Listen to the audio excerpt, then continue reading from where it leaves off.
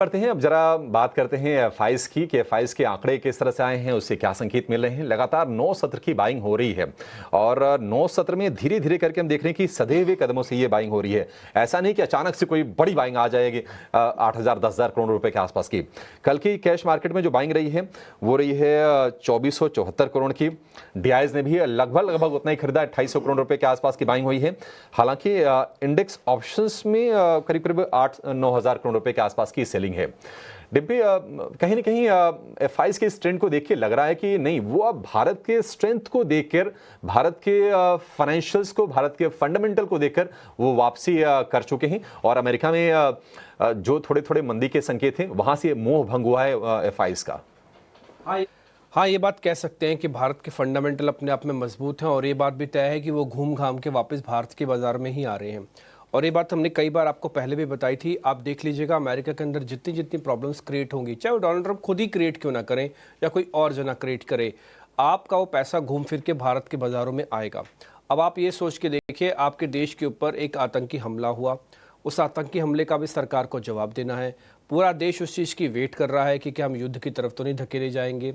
ये सारी चीज़ें होने के बावजूद भी एफआईज की होल्डिंग भारत में बढ़ी है। और आपको ये मैं आपको चलो एक रोचक आंकड़ा और भी बता देता हूँ।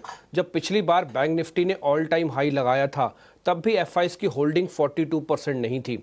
अभी एफआईज की होल्डिंग तब 34% के आसपास हुआ करती थी। अब एफआईज की होल्डिंग 42% पार कर गई है। तो ये आप इसी से अंदाज़ा लगा सकते हैं कि भारतीय बाज़ारों में एफआईज का दबदबा है। और अभी आप जो कैश मार्केट्स के बार बार नंबर दिखाते हो, कई दिनों से नॉन स्टॉप पॉजिटिव चल रहा है। एक और अच्छी चीज़ जो कि फ्यूचर्स के अंदर भी बाइंग हुई है।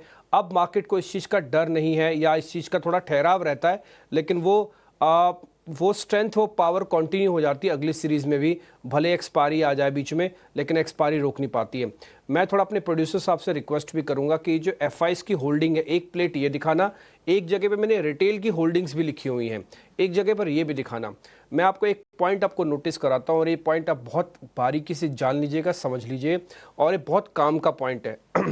एफआईज की होल्डिंग जब जब बढ़ती जाएगी और रिटेल की होल्डिंग जब जब घटती जाएगी, इसका बैरोमीटर डाल देते हैं 50% का। मैं फिर से रिपीट कर देता हूँ, इसका हम एक लाइन ड्रॉ कर देते हैं 50% की।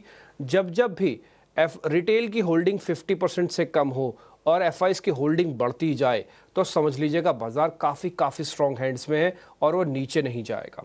वो अपने आप को, अपने सपोर्ट्स को पक्का करके रखेगा और जब तक कोई बहुत बड़ी अब घटना नहीं होगी, तब तक बाजार इस नंबर को क्रैक नहीं करेगा। ये मैंने आपके लिए दोनों की होल्डिंग्स लिखवाई हैं। रिटेल की होल्डिंग देखिए 50% के बैरोमीटर से नीचे चली गई हैं लॉन्ग साइड की, और एफआईज की होल्डिंग पिछले 3 दिन से बढ़ रही हैं। तो ये अपने आप में जज करने के लिए, बताने के लिए सफिशिएंट है। आप बोलेंगे तो शाम को नंबर आता है, तो दिन में मार्केट के दौरान हम क्या करें? भले नंबर शाम को आता है, लेकिन अगले दिन भी आपके काम आएगा।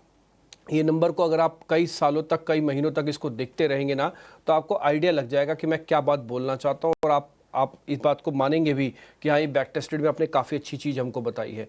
तो ये आपको मैं एक बहुत बारीक सी चीज़ आप बता रहा है एफ के अंदर, कि जब जब रिटेल की होल्डिंग 50 से कम हो और एफआईज की होल्डिंग बढ़ जाए 2 दिन तक, इनफैक्ट कैश में थोड़ी बाइंग रहे और ऑप्शंस में हल्की सी सेलिंग रहे, समझ लेना बाजार स्ट्रॉन्ग हैंड्स में है।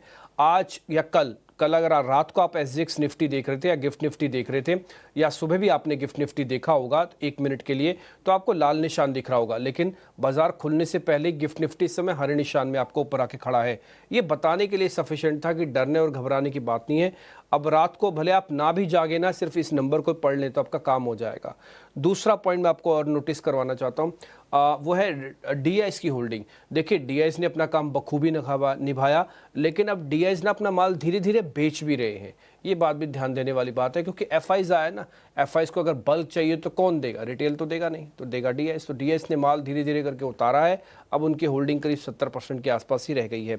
एक और नंबर मैं आपको और दिखा देता हूं। मैं एक बार जरा विक्स दिखा देना स्क्रीन पर, वॉलेटिलिटी इंडेक्स, और एक बार जरा पुट कॉल रेशियो भी दिखाना निफ्टी की, खाली निफ्टी की। हालांकि दोनों एक साथ लिखी हुई आएंगी, बट आप निफ्टी की मैं नोटिस कराता हूं आपको।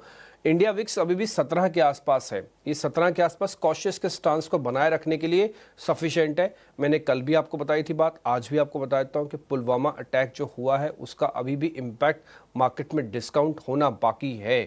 है ना। ये सैटरडे संडे को नहीं हुआ, इसलिए मंडे को बाजार बहुत तेजी से ऊपर आया और ऑफ सीरीज का भी फर्स्ट डे था तो पोजीशंस काफ़ी तेज बनी हैं।